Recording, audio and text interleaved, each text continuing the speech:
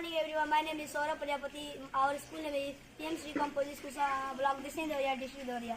यह मेरे द्वारा बनाया गया पार्ट्स ऑफ फ्लावर का मॉडल है। इसके अंतर्गत हम पौधे के विभिन्न भागों के बारे में जानकारी ले सकते हैं। तो हम सबसे पहले बाएं दल के बारे में जानकारी लेंगे। ये समान तौर पर हरे होते हैं। कली की अवस्था में पुष्प के भीतरी अंगों की सुरक्षा करते हैं और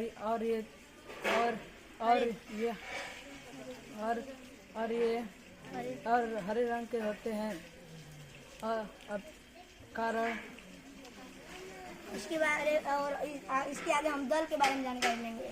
दल पुष्प के सबसे आकर्षण भाग होते हैं। पराय रंगीन होते हैं। विभिन्न पौधों के पुष्प में दलों की संख्या अलग अलग होती है और रंग भिन्न भिन्न होते हैं, जैसे गुलाब में लाल, कनेर में पीला आदि। ये रंगीन होने के कारण कीट पतंगों को अपनी ओर परागण के लिए आकर्षित करते हैं। विभिन्न पौधों के पुष्पों में दलों की संख्या अलग अलग होती है, जैसे गुलाब में 5, सरसों में 4 दल पाए जाते हैं। इसके आगे हम पुंकेसर के बारे में जानेंगे। पुंकेसर पुष्प का नर होता है। पुंकेसर परागकोश और तंतु से बना होता है। परागकोश परागकण उत्पन्न करता है, जिसमें नर लैंगिक कोशिका होती है, जिसे हम नर युग्मक भी कहते हैं। नर युग्मक अंडाशय तक पहुँचता है, जहाँ निषेचन क्रिया होती है। इसके हम स्त्री केसर के बारे में जानेंगे। स्त्री केसर ये पुष्प का सबसे महत्व भाग होता है। यह पुष्प के बीच में होता है। इसमें नीचे का फूला हुआ भाग ये अंडाशय होता है और इसमें लगी नलिका जैसी संरचना वर्तिका होती है। वर्तिका के अग्रभाग को वर्तिकाग्र होते हैं। इसे संपूर्ण प्रक्रिया से बीज का फल का निर्माण होता है। ये फल का निर्माण 2 तरह से परागण के द्वारा होता है। जब परागकोश से परागण की क्रिया परागण निकलकर वर्तिकाग्र में पहुंचते हैं तो ये क्रिया परागण कहलाती है। परागण 2 प्रकार के होते हैं, स्वपरागण और परपरागण। स्वपरागण में जब परागण जब अपने ही पुष्प या अपने ही पौधे के अन्य पुष्प के वर्तिकाग्र में पहुंचती है तो यह क्रिया स्वपरागण कहलाती है। जब परागकोश से निकलकर जब परागण अपने ही जात के अन्य पौधे के पुष्प में वर्तिकाग्र में पहुंचती है तो ये क्रिया स्वपरागण करती है। यह संपूर्ण प्रक्रिया पौधे के जनन के बारे में दर्शाता है। Thank you. My name is Janansan. Our school name is PM Sri Composite School, block Disandaria district Deoria. ये मेरी तरफ से बनाया गया मॉडल है, जिसका नाम है पार्ट ऑफ फ्लावर, जिसे हम हिंदी में बोलते हैं पुष्प के भाग। इसके अंतर्गत हम जानेंगे पुष्प के भाग। पुष्प के 4 भाग प्रमुख होते हैं, बाह्यदल, दल, पुंकेसर और स्त्री केसर। पहले बताएंगे बाह्यदल के बारे में। फूल का सबसे बाहरी वाला भाग बाएं दल कहलाता है। ये हरे रंग का होता है। ये प्रकाश संश्लेषण भी करता है। कली की अवस्था में पुष्प के अंगों की सुरक्षा करता है। अब बताएंगे दल के बारे में। दल पुष्प के सबसे आकर्षक भाग होते हैं। ये रंगीन होते हैं। विभिन्न पौधों के पुष्प में दलों की संख्या और रंगीन भिन्न भिन्न होते हैं, जैसे गुड़हल में लाल, कनेर में पीला आदि। रंगीन होने के कारण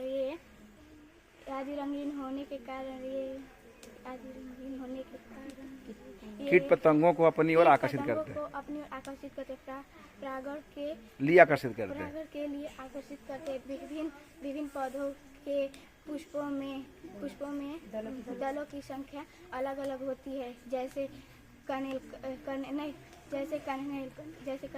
कनेर में कितने होते हैं? जैसे गुड़हल में 5 और तथा सरसों में 4 दल पाए जाते हैं। Very good. अब बताएंगे पुंकेसर के बारे में।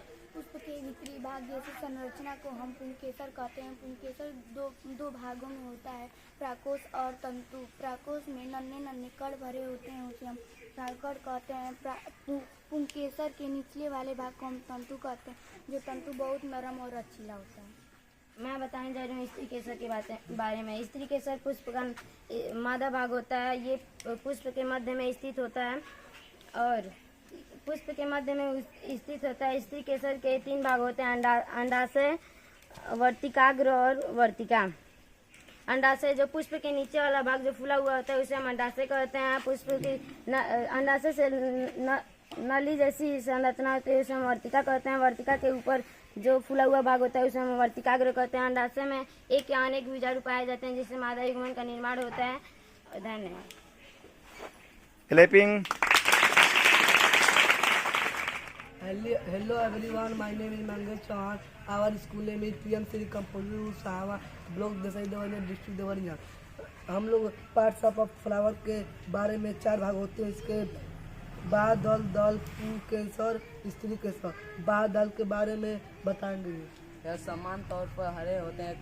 कली के अवस्था में पुष्प की भीतरी अंगों की सुरक्षा करते हैं। हरे होने के कारण यह प्रकाश संरक्षण भी करते हैं। अब बाद दल के बारे में बताएंगे।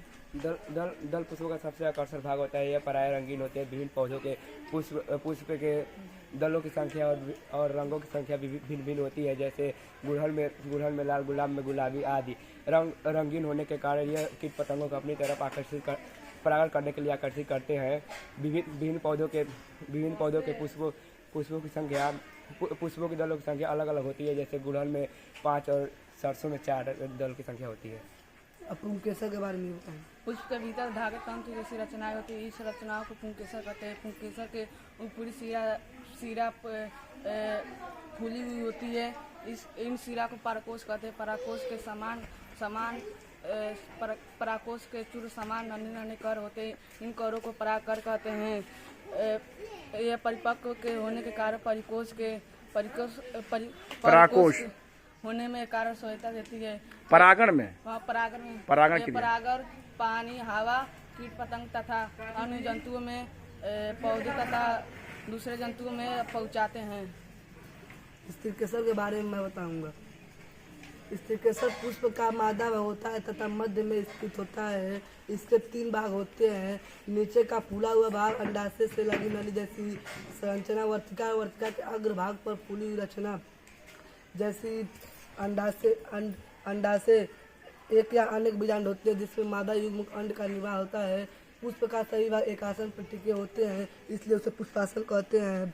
परागण कण उसे कहते हैं जब परागकणों का परागकोश से निकल कर वर्तिका पर पहुंचने की क्रिया को परागण कहते हैं। परागण 2 प्रकार के होते हैं, स्वपरागण और परपरागण। स्वपरागण उसे कहते हैं जब परागण कणों का अपने ही पुष्प के वर्तिका पर अथवा दूसरे पुष्प के वर्तिका पर पहुंचते हैं तो उन्हें परपरागण कहते हैं। स्वपरागण नहीं, स्वपरागण उसे कहेंगे ना। हाँ। पुष्प के अन्य वर्तिका पर अथवा दूसरे जाति के वर्तिका पर पहुंचते हैं तो उसे स्वपरागण कहते हैं। परपरागण। Thank you. चलिए, clapping. I study in 10th class block district Deoria. मैं एक मॉडल तैयार की हूँ जिसका नाम पार्ट ऑफ फ्लावर और इनके 4 प्रमुख भाग होते हैं, बादल, दल, स्त्री केसर और पुंकेसर। ये बताने जा रही है बादल के बारे में। ये समान तौर पर हरे होते हैं। कली की अवस्था में पुष्प की भीतरी अंगों की सुरक्षा करते हैं और हरे होने के कारण प्रकाश संश्लेषण भी करते हैं।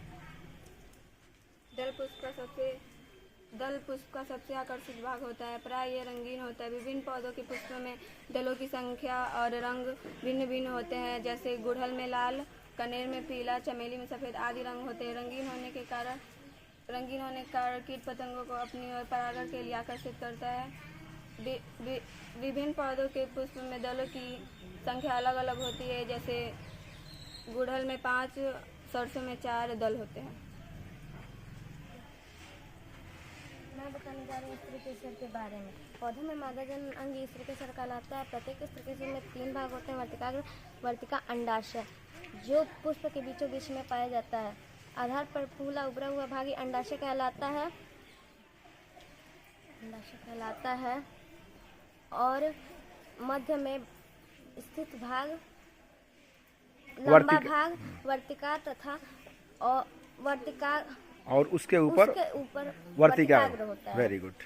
मैं बताने जा रही हूँ पुंकेसर के बारे में। पुष्प के भीतर धागे जैसी कई रचनाएं दिखाई देती हैं।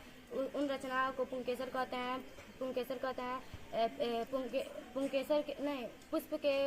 पुंकेसर के ऊपर का फूला हुआ भाग को हम परागकोश कहते हैं। परागकोश के चूर्ण के सामने नन्हे नन्हे कण भरे होते हैं। उन कणों को परागकण कहते हैं। ये परिपक्व होने के बाद परागकोश से बाहर निकल जाते हैं। परागकोश से बाहर निकल जाते हैं और ये परागकण हवा, पानी, कीट पतंग, जंतु द्वारा अपने पुष्प या दूसरे पुष्प के वर्तिकाग्र पर पहुंच जाता है। Thank you. Very good.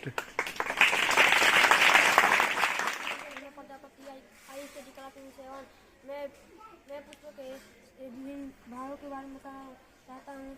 ये प्रमुख इसमें 4 भाग होते हैं। दल, बाह्य दल, पुंकेसर, स्त्री केसर। बताएंगे दल के बारे में। यह समांतर पर हरे होते हैं। कली की अवस्था में ये पुष्प भीतरी अंगों की सुरक्षा करते हैं और हरे होने के कारण प्रकाश संश्लेषण भी करते हैं। दल ये पुष्प के सबसे आकर्षित भाग होते हैं। प्रायः ये रंगीन होते हैं। विभिन्न पौधों के पुष्पों में दलों की संख्या और रंग भिन्न भिन्न होते हैं। जैसे गुड़हल में लाल, गुलाब में गुलाबी, कनेर में पीला आदि। यह रंगीन होने के कारण कीट पतंगों को अपनी ओर आकर्षित करते हैं। परागण के लिए ये गुड। नेक्स्ट। पुष्प के भीतरी धागों तत्व जैसे कई रचनाएं दिखाई देती हैं। इन रचनाओं को पुंकेसर कहते हैं। पुंकेसर का ऊपरी सिरा खुला हुआ होता है। इसे परागकोश कहते हैं। परागकोश के नेक्स्ट। पुष्प का मादा भाग हुआ। यह मध्य में स्थित है। इसके 3 भाग होते हैं। नीचे का खुला हुआ का अंडाशय में वर्तिका कहलाता है। पट्टे का अंडाशय में एक या अनेक बीजाणु होते हैं। मादे अंड का निर्माण होता है। पुष्प के सभी भाग आसन पुष्पासन भी कहते हैं। चलिए ताली बजा दीजिए इनके लिए भी।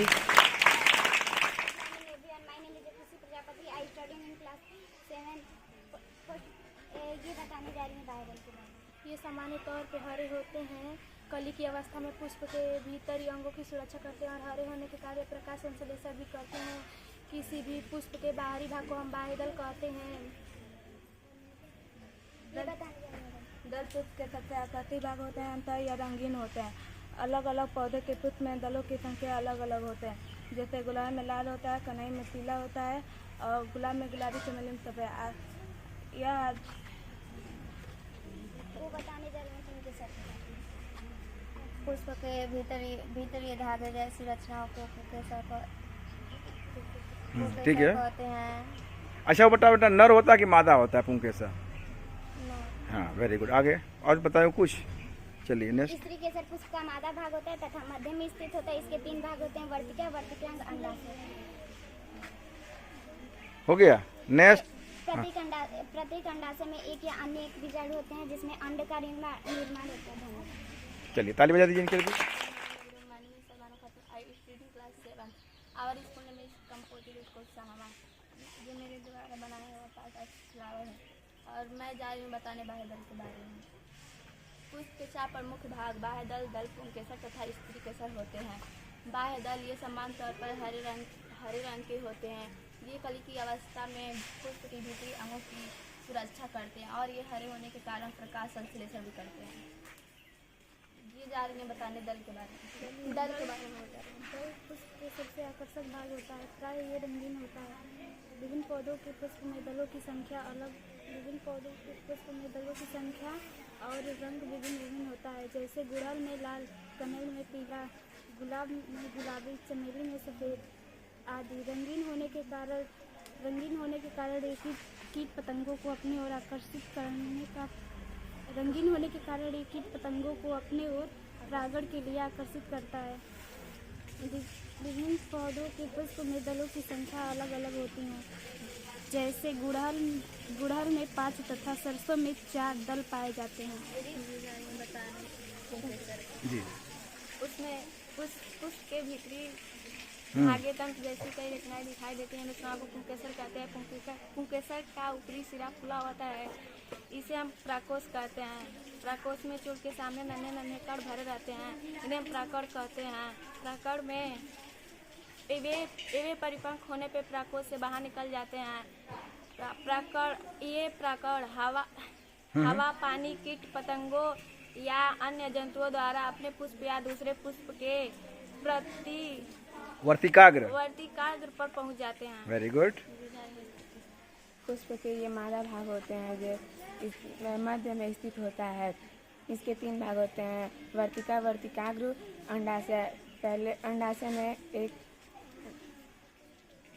नली जैसी रचनाएं को कहते हैं अंडाशय। उसके बाद वर्तिकाग्र प्रत्येक नहीं, नली जैसे समझती उसको तो वर्तिका कहते हैं, जो वर्तिका पतली होती कहते है। हैं। हाँ। उसके बाद अंडाशय जो सबसे बीच में होता है, नीचे होता है एकदम अंडाशय। नीचे होता है, उसे अंडाशय कहते हैं। हाँ, जैसे देखिए अंडाशय यहाँ नीचे है, ये नीचे होगा अंडाशय, यह वर्तिका कहलाएगी, या ऊपर वाला जो भाग है वर्तिकाग्र कहलाएगा। उसके बाद वर्तिकाग्र। वर्तिकाग्र हाँ। अंडाशय के हर अलग अलग जीवाणु होते हैं। जीवाणु होते हैं, बीजाणु होते हैं। बीजांड ना, उसके अंदर बीजांड होते हैं। Yes sir. इसके बाद चलिए ताली बजाइए सब लोग।